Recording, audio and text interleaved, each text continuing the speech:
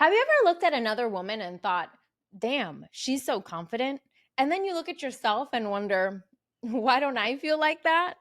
Yeah, I've totally been there. For the longest time, I believed confidence was actually something you either had or you just didn't have. But here's what I had to learn: confidence isn't something you're born with, it's something you can build.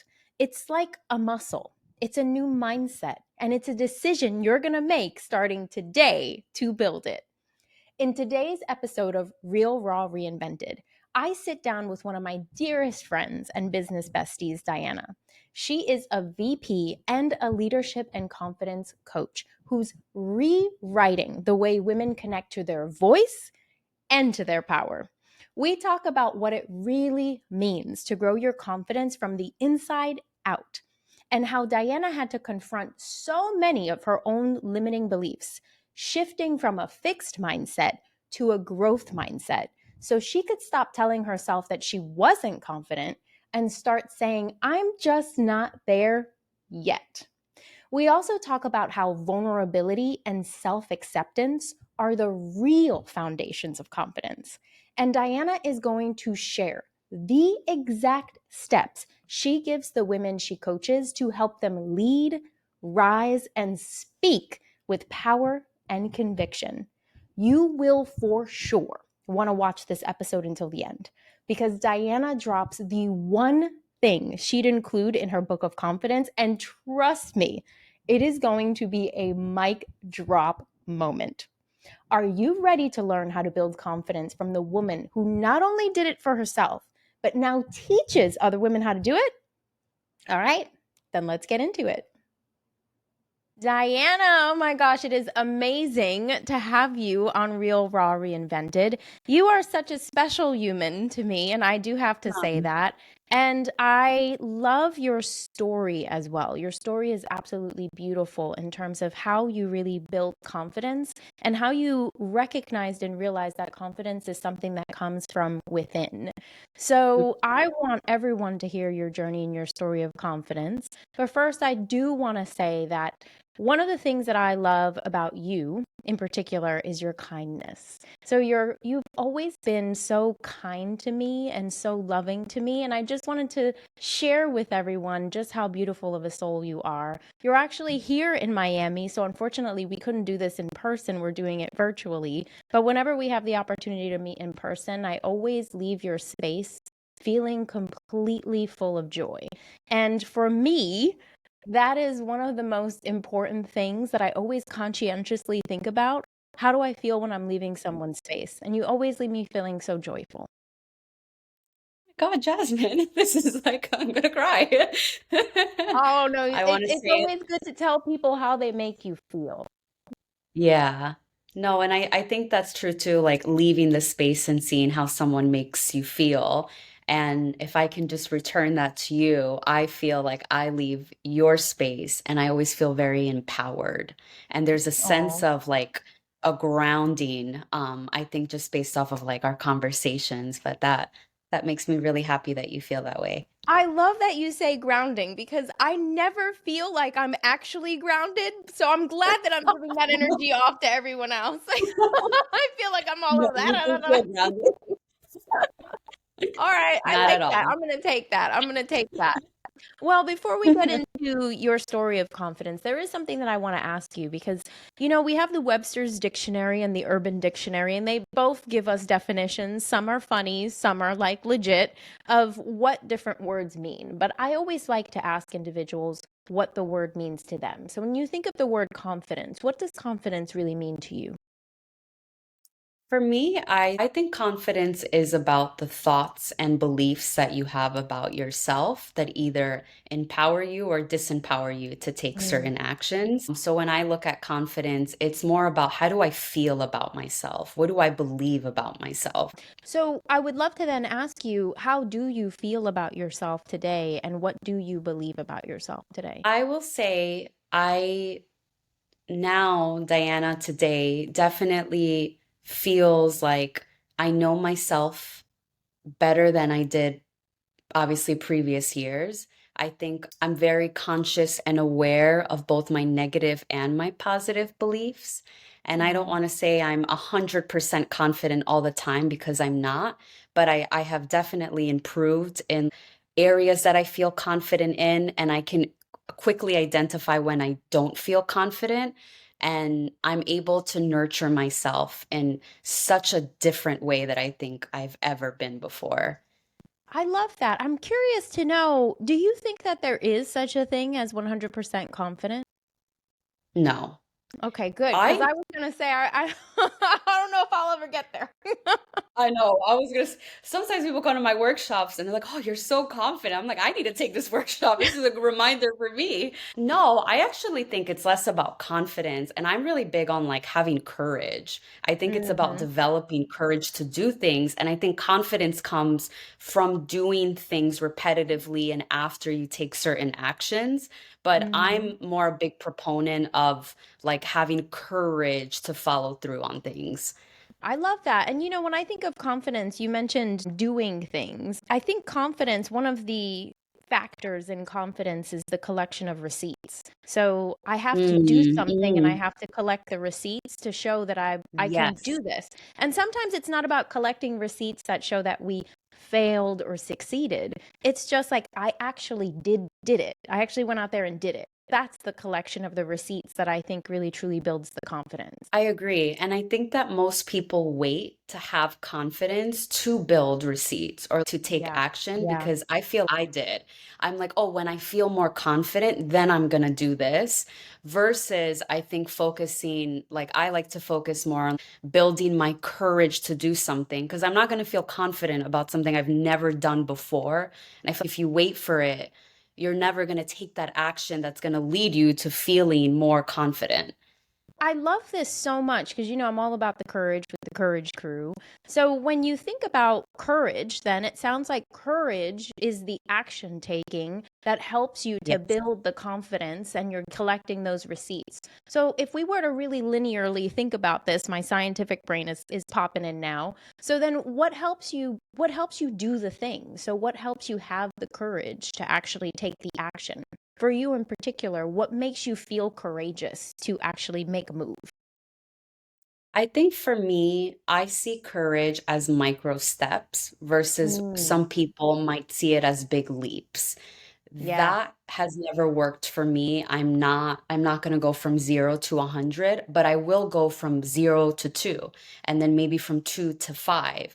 And so I think it's about developing even a little bit of courage of saying, what's like one thing outside of my comfort zone? So for me, it used to be speaking up. I would get so nervous mhm, speaking up if I said the right thing, how I sounded, how other people would perceive me. And once I was able to say, okay, well, I don't speak up at all now. So what if I just spoke up like once a week and I would yeah, measure that for myself? Then it became one time to two times to three times. And I think people look at courage as just like all in.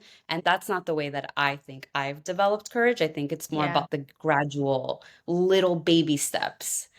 Absolutely. And there's so much research, and there's that book, Atomic Habits, which I absolutely love, where they're Yes. big proponents of this as well, the micro steps, because we don't want Yes. to trigger ourselves. We don't want to trigger our nervous system. We don't want to trigger our fears.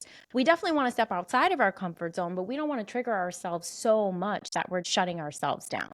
So those little micro actions actually take you a long way. And the way I kind of think about it is you have small micro actions, but that then builds the confidence. So once you start to have the confidence, your micro actions actually become macro actions. They're getting bigger as you go along. So that's wonderful that you brought that up, that courage is taking small steps. And then the confidence comes as you are taking those steps and you're building that courage. So it kind of aligns together. Absolutely. And I also think too that people look at courage and compare it to what other people are doing. And I Yeah. think that that sometimes gets in the way of us mapping out what our gradual little steps are, or these like micro steps are, because we see someone else's big leap that we think we have to leap in that way versus checking in with ourselves and asking, well, what's outside of my comfort zone? What feels Yeah. like that would be a step outside for me? Which is also something I think I experienced a lot that held me back when I was younger. And I think social media too, although I, Oh, of course. obviously love social media. Okay, great. There's so many benefits to it, but we're not seeing people's micro steps in social media. We're seeing those big, courageous leaps. So it's very true that we're comparing ourselves to someone who might be further along than we are, or someone who's taking these big macro steps, but we're not seeing the small things that had to happen along the way, which can sometimes shift our ability to be able to say, I like that. That's awesome. But what does it look like for me to do it? Yes, 1,000% agreed. Because I think with social media, like you said, you see someone's end result. And even now, like sometimes at work, people will say to me, oh, you're such a great speaker. You're such a this. And in my head, I get a flashback of all of the things and Mm-hmm. embarrassing moments I've gone through, just my entire journey, that I'm like, you have no idea who I was just a couple of years ago. I think it's something you have to consciously like remind yourself of, that Yeah. that's you're meeting someone at that point, but that's not who they've always been. Absolutely. I think you also have to remind yourself of how courageous you are and have been. It's quite interesting because when I Mhm. moved down to Miami, I got rid of everything that I owned. I either donated or sold it. And I had a Mm. suitcase and I had Cody and we drove down in a rental car and I was doing the thing that you're also doing, just kind of subletting, Yes. trying things out, seeing Yeah. where I wanted to be. And, I would tell the story of just kind of coming down and doing it. And I would tell it so nonchalantly. And quite a few people Mm. would say, like, wow, that's really courageous. And I actually had to then start Mm. telling myself, Jasmine, you are courageous. And so I think there's Mm. that part of us that needs to remind ourselves that there are steps and there are these kind of micro to macro steps. But I also think that we have to remind ourselves as well that we already have done really courageous things in our lives. And so sometimes we forget that. And how do we also remind ourselves of how courageous we are? I would love to know, like, what's something super courageous that you want to pat yourself on the back for that you've done recently? I will say recently, something new that I've been working on this year has building out my network, and building Mm-hmm. out my network with people that I am inspired by, or people that I think have some sort of like-mindedness. And I've been reaching out to people and like cold messaging and things like that, which is out of my comfort zone. My Ooh, that thoughts are actually is like, scary. I think that would be scary for the vast majority of people. okay, good. Because I'm like, that rejection. I mean, I've gotten rejected a lot through acting, but it's just, I don't know why on LinkedIn it's a little bit different. But I pat myself in that I'm courageous enough to do that. Even if someone doesn't engage with me, it's okay. Success for me is just reaching out, introducing Yep. myself, and whether they engage with me or not, that's totally up to them. But that is out of my comfort zone. And I do pat myself in the back for being like vulnerable to like take the action and to do it. I love that so much because that actually is, I think, from the women that I've worked with, when we talk about the importance of networking and being courageous in Mm, networking and really showing yourself, showing up for yourself. That mm. fear is something that they all also represent within themselves, and it stops a lot of people from doing things. So I think that's a huge pat on the back. I also wanted to mention, you said something so powerful. We get to actually define what success means. And so when we think Mm. about confidence and building confidence or courage and taking action, we actually are the ones who get to define what the success metric is. And the success Yes, metric for you didn't have to be that people reached back out. It was just that you showed yourself that you could. And I love that correct. in terms of confidence and courage is define the success metric in a way that the outcome is actually in your control. You are in control of this. Yes, I love that too, because I think for me, I used to think confidence was about being outgoing.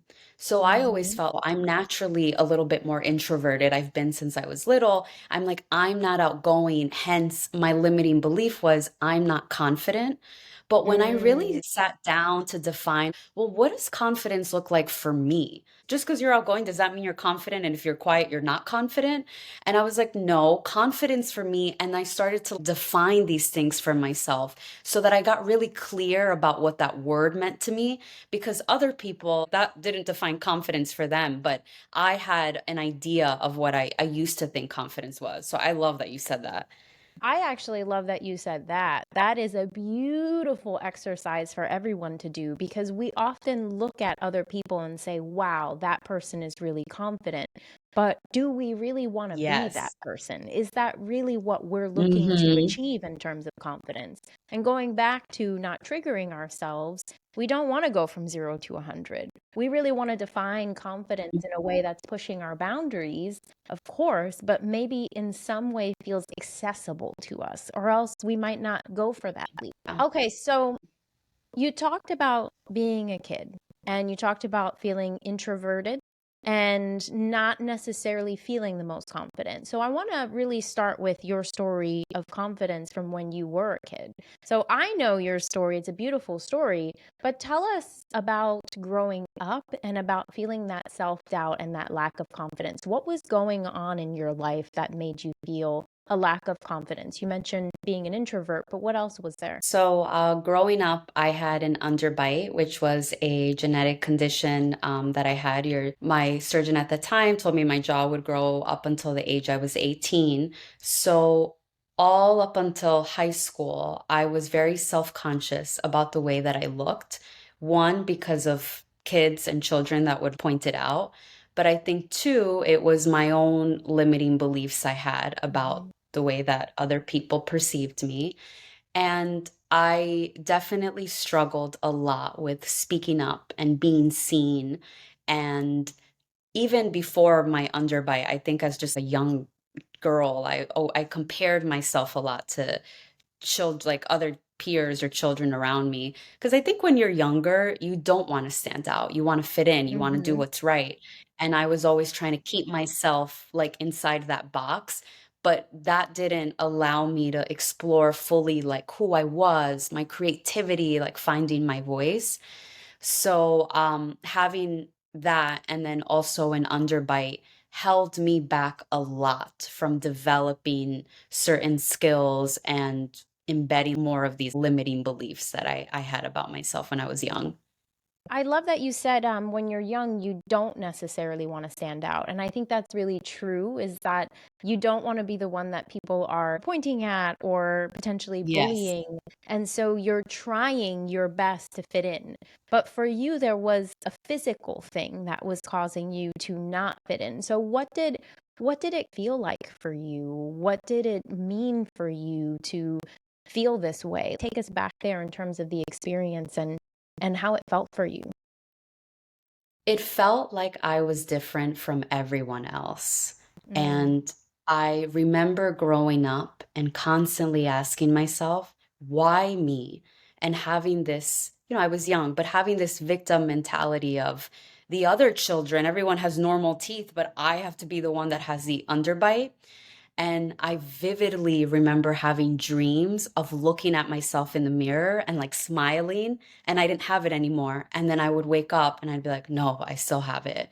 And Oh, so I I felt different. I mm. felt like it prevented me from speaking up because of times that kids would make fun of my teeth. I remember this one experience, and I may have told you about this already, Jasmine, that I was getting on the school bus to go home, and there was a guy who he would go around and hit on every girl, and he'd be like, "Go out, okay, do you want to go out with me? Do you want to go out with me?" And I was like the last in the line to get to the bus. And he came up to me and he said, "You want to go, Diana, do you want to go out with me?" And I was like, "No, I'm not interested." And he looked at me and he said, "You really think I want to go out with you? Look at Oh, you." He's like, "Look at your teeth." And it was like a shock for me because one thing is you have the insecurity and you know that about yourself, but it's another thing for someone to point it out to you like your worst insecurity. And it constantly felt like who I wanted to be on the inside of participating or showing up was blocked by how I felt about myself on the outside. And that I think prevented me from doing a lot of things when I was younger. Is there anything in particular that you felt you would have liked to do when you were younger that maybe you didn't get the opportunity to? Yeah, like having a voice. I always felt Mhm. like I couldn't speak up, even in school, or I was always a performer from very young. I loved dancing. I went to the Boys and Girls Club. I've danced all throughout my life, but not having a voice was something I felt from like a very young age. And it almost felt like I wasn't able to fully express myself and my Mm. ideas and learn more about myself. So that was something I think I didn't really develop up until after I got, surgery and started going to acting school. So tell us about that because what you do now is almost kind of like a give back to that little version of you in Mm, terms of using your voice in the acting, and we'll talk more about mm. that. But tell us about the transition from that to doing the surgery. What made you decide to do the surgery? And then how did you feel after? I didn't have the decision whether I wanted to do it or not. My parents, said you're doing the surgery, our insurance covers it. And I remember being very resistant to the idea because I thought, well, what if I look worse than what I look like now? Yeah, you At were least I'm scared. comfortable. Yeah, I was like, at least I know what I look like now. I'm not going to know what I look like then. But after I had the surgery, in my mind, I thought, well, can it get worse or what if it gets better? Then I'm going to Mhm. start to feel more confident. So my imagination started changing a little bit about how I would look like, how I would show up if I had a different smile. And it was a shock to me that once I got my surgery, for the first couple of weeks, like, I'm not gonna lie, I was feeling myself and I was Yay! smiling. I was walking through those high school hallways. People were like, who's that? And I was just a totally different Diana. But the voices inside of me, Jasmine, were the Mhm. same. And I remember thinking to myself, like, wait, what? I'm like, I look different. I physically look different. Yeah. Why do I still feel so insecure? And that was a shock to me because I did think that physically, if I changed, that internally that would just catch up with my physical, and that was not the case at all. So when I graduated from high school and I realized that internally I had to work through some things because I still wouldn't speak up, even though physically Mhm. I thought I would be more compelled to do that. And it was, I thought, a good like segue of getting in front of people and being seen because for a lot of my childhood, I felt so unseen. I felt like I had no Mhm. voice.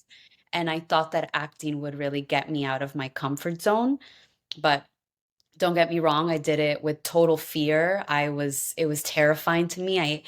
My first couple of years, I hated my nervous system was just out of whack, but I knew that it would help me and I Yeah. really continued to stick through it because I knew on the other side I would be different. That's amazing. That's such a beautiful story because it's almost kind of, I mean, you said I felt like I had no voice, and then you just went into kickstart mode. Talk about going from 0 to 100. It's like, I am going to become an actress. Yeah, I am where going to you're like seeing the literally be most. speaking. Yes, I'm going to be speaking, and everybody's going to see and hear me.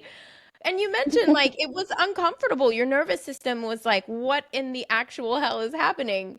What did you have to tell yourself to keep going? I think that is so incredibly important. There must have been times where you were just like, this is too much. I'm not feeling this. Was it just that knowing that you had of this is going to be the thing that helps me? Or was there other components or elements that you had to bring in to stay on that track?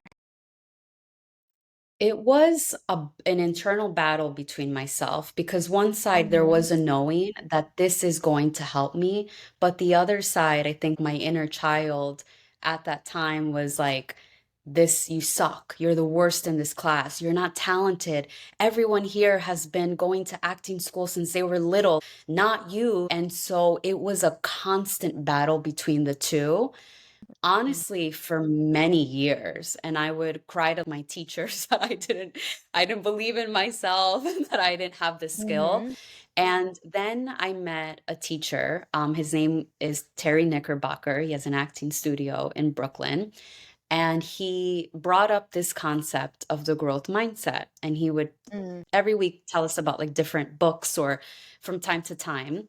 And I remember reading that book and realizing that I had a fixed mindset. This was years into acting. So it was just this internal resilience that continued me on the path of acting, but I wasn't fully enjoying it. It was more I did it because I wanted to get better at speaking and it forced me to do it. But once I learned about that like fixed mindset, growth mindset, I really was able to have a different perspective of acting, what I thought about myself, and how I was like not allowing myself to grow in certain areas mentally. That's so beautiful. Yeah, the fixed mindset, growth mindset is so important. And what I always kind of say to people too is if you have a fixed mindset, it kind of sounds a little cruel, but I like to play with this idea of, okay, so I have a fixed mindset in this area or in this thing that I would like to accomplish. What am I going to miss out on if I don't ever develop a growth mindset? If I stay in this fixed state thinking that I'm never going to be able to achieve, what do I potentially miss out on? And I like to play with that because sometimes we do have to smack ourselves in the face a little bit. For you, it sounds like if I stayed in the fixed mindset, it would be that I'd never find my voice. That's major. Yeah, definitely. And that I had a fixed mindset. Like, I'm not a confident person. I've never been a confident person. Since I was little, I'm not confident. There are people that are born confident, but I'm not confident. And once Yeah. I realized that that statement that I was telling myself for years was because I had a fixed mindset about confidence, I was able to transition that into like, well, what would a growth mindset be? It's like, I don't have confidence yet, but I can develop it. And I would just write Mm. down some of these statements that I would constantly feed myself. And I feel like I just started to rewire things that didn't align with who I wanted to be. Absolutely. Well, saying that statement of I don't have confidence, it shuts the whole system down. But when Yeah. you say something like I don't have it yet, it's almost kind of like you're opening up the system to say, okay, but if I don't have it yet, then how could I have it? You know, you're Yes. getting more inquisitive, which I think is really the biggest thing is how can we be more inquisitive with ourselves and allow for ourselves to explore. So I think that's beautiful. So fixed mindset, growth mindset, I am all about that. Now, was there any particular moment in your acting career or in those few years where you were kind of going back and forth? Was there anything else that really helped you create that shift? So, understanding fixed mindset and growth mindset, was there any other thing that you did or accomplished where you were like, I got this? That's a really great question because I think for so many years I definitely didn't believe in myself at all. And I think once, like I said, I started practicing like the growth mindset, I stopped letting go of this idea of like perfection and what other people in class were doing and just Mm-hmm. focused on my own journey. Because something that was a little bit triggering for me in acting was seeing your peers at a different level than you were and feeling like you Yeah. needed to be at that level. So I Yeah. constantly felt like I wasn't there yet. There's different roles that you book, and people were already booking roles on TV, and I wasn't. And I think that something that I accepted throughout acting was that my journey is individual to me. I don't have to compare to someone else's journey. I don't know what their life has been like. I know what my life has been like. And being able to compare myself backwards of Diana, you went from not speaking up to going to acting classes to Yeah. speaking in front of other people. Like, this is just your journey. Their journey might be different than yours, but you have to follow what's true for you. And I did finally book a role on a show, and it took me longer than probably other people around me, but I was so proud of myself, Jasmine, because it was the moment that I let go of the timeline, the idea of when it was going to happen. It was about trusting, following my journey, and just being persistent and not giving up. which sounds very That's so hard. cliche, but But the reason why it sounds cliche is because that is the magic. We say it all the time because that Mm, really is the solution to the confidence equation is you got to try, you got to have the courage to take the action, but then you just really have to let go of the comparison. You have to let go of the when, you have to let go of even the how. You might be doing something today, but that's not really how you're going to get to where you're going to go. You just have to really release. Was there yeah. anything that helped you get there though? Because I find that people are always like, yes, yes, yes, but how do well, and then maybe we should say you shouldn't be thinking about the how. But was there anything in particular that helped you get to that place where you're like, you know what? Their journey is their journey. My journey is my journey. I'm going to let go and I'm just going to be here and I'm just going to enjoy my process. I think that when you go through so many years of speaking negatively about yourself, not feeling good about yourself, there was a point for me that I was like, I am so done with this. I'm not nice to myself. I'm not Yep. feeling good about myself. Where is this getting me? Nowhere. And I think when I made the decision of I'm really going to work on speaking to myself differently, I started writing down all the negative things that I would say about myself on my notes. And this was pre therapy. So I would just write down, what do I constantly tell myself? And being more conscious about choosing different thoughts helped me slowly start changing my perception of myself and how I was viewing my confidence. I also think that for acting specifically, I remember my teacher would say, people go to the theater not to see you, but to see themselves in you. Like we are a mirror to society. And I've always been someone, I guess more like I liked math growing up. Like things have to be very linear for me, and acting was more creative.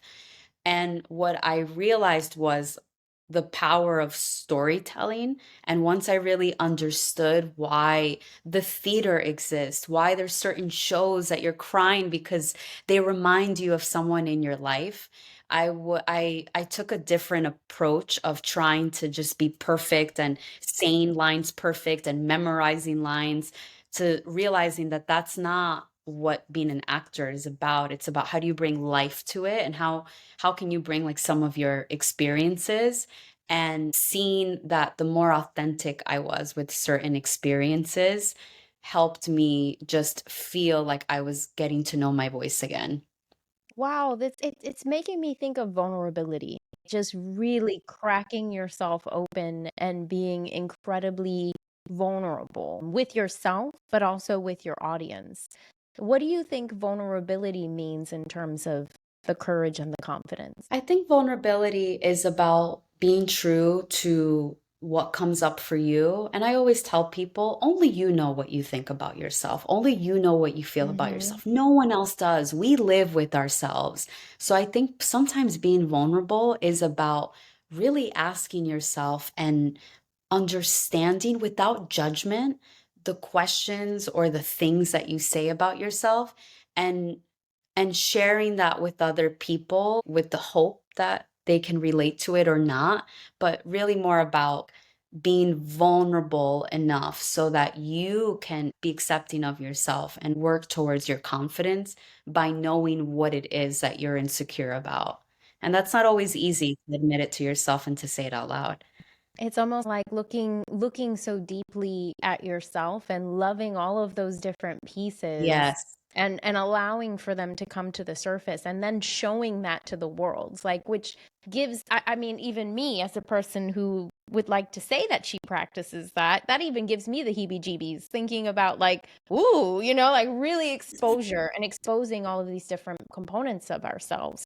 And I think it's really about what you were talking about when you were a kid, acceptance. Like, will people accept me if I truly am the most open, vulnerable version of myself, or do I have to hide pieces?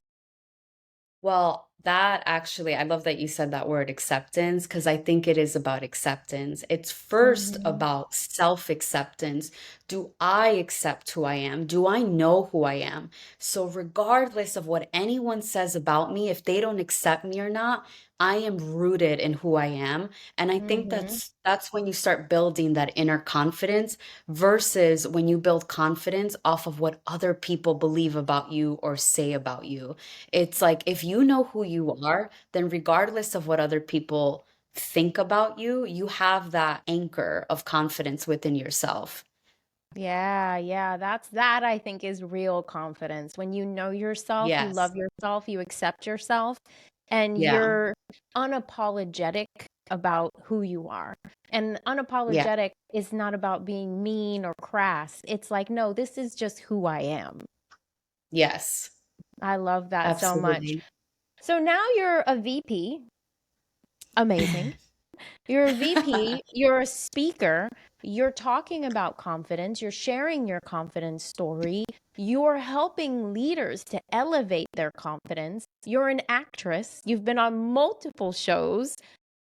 Wow, what a freaking 180. Do you ever stop and think, "Holy crap, I've come so freaking far."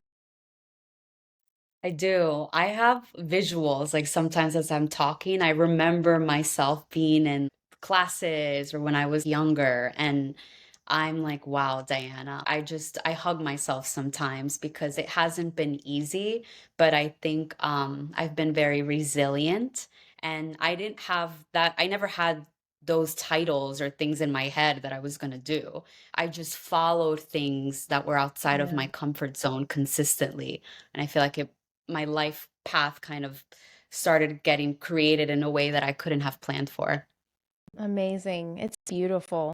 And when you now coach, especially women, in building their confidence in being a leader, stepping into Mm, their voice and their power, especially in the work world, do you see some components of yourself and your story in these women? absolutely. I think it's helped me develop just like a deeper empathy, especially for women. Mm. I've learned to relate in a way that makes me want to build and empower women leaders, women around me, because I think a lot of these insecurities, whether it's women or men, they're not just unique to me. I think a lot of us carry them quietly, but I really like try to be intentional about identifying blind spots in my team or people so that I can help uplift and show them their strengths and help them tap into that part of themselves and be that mirror. I love that. And so if there was a woman leader right now sitting in front of you who felt like she wasn't being the most confident version of herself, who felt like she wasn't really owning her voice, she had an idea of what power meant to her, Mm. but she felt like she just wasn't living up to her definition of it. Where would you start her? Like what would you tell her to do to start connecting to that inner confidence? Well, the first thing I would say is let's get very clear about your vision of confidence. Because even from what Mhm. you just shared, she has a vision of somewhere that she is and somewhere that she's not. So I think it's really important first just to define what does it mean to you to have a voice? Is it speaking up in every meeting? Is it speaking up in big crowds? Because you can have a voice whether it's with one person, with five people, with 20 Yeah. people. So I would first get very clear on what does that look like for her and where is she now and what's the gap? And then I would explore what is getting in her way. What's the Mhm. challenges? What are the roadblocks? What are some of her beliefs that maybe she's not aware of before we even talk about taking action? Because I think first it really starts with self awareness and knowing and understanding where are you today and what are your gaps? Are you aware of them or is it still a blind spot for you? I love that so much because I think the defining of the version of yourself that you want to become helps you almost sort of start to think about embodying that version of yourself. But the embodiment first comes with the belief. You have to believe you can do it before you actually take the action to do it. And I love that so much. And you talked about this quite a bit about being so self aware or building your self awareness that you were even journaling on what did you think about yourself? What was really coming up for you in terms of your limiting beliefs? And that exercise right there, although hard and challenging, I find is one of the most powerful exercises we can ever do is to track our thoughts. And I remember doing this as an exercise I was in an imposter syndrome coaching, and they told me to track my thoughts for a week. So I had to write down all of my negative thoughts that were coming up. And geez, there was a lot of them, but I started to realize that they were mostly in buckets, like they were around certain Mm. topics. So we sometimes think that there's so much going on negative in our minds, but when we really start to investigate it, we can actually start to filter it down to just specific things that we really need to work through. It's just that we have to take hold of this. We have to really be able to say, I am going to try to work through this and do it, do the damn thing. And that helps us to really build the self awareness and the understanding of what is it that we really need to tackle. So I love that exercise of what's the mindset first before we even do any action taking. Yeah, and I think that for a lot of us, we have some sense of what weighs us down. I Yeah. remember going to acting classes and I just constantly did not feel good about myself. And I would think, am I always going to live like this? I don't feel good about who I am. Why? Why don't I feel good about it?